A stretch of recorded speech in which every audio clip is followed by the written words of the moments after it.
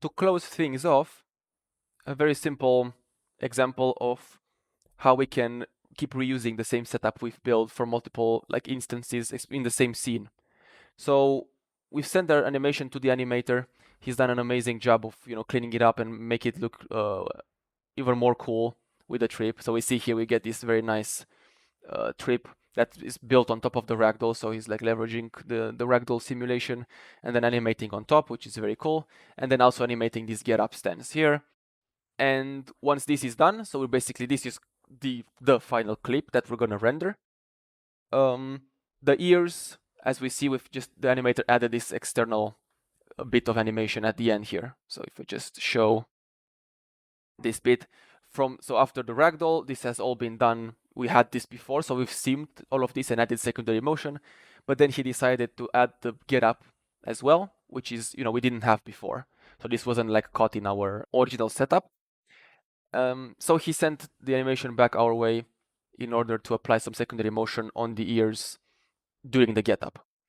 So what I did here is a very simple, just took whatever setup, exactly the same setup we had before. We still have the same idea here with some limits set up, the attributes that drives the spring for the ears, and the same ear base and ear mid for the right and left ear.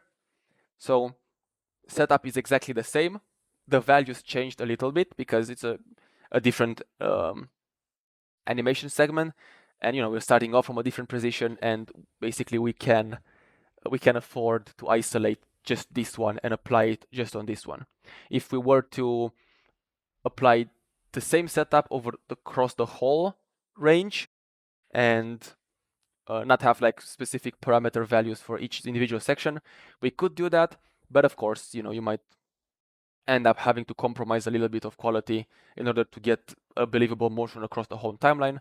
Whereas in a scene like this, where we basically can control and cut things apart, we can afford to isolate specific sections and create parameter interfaces that fit those sections ideally. So that's what we have here, where when our elephant rises up, we see that the ears react to the motion, and without, they stay static.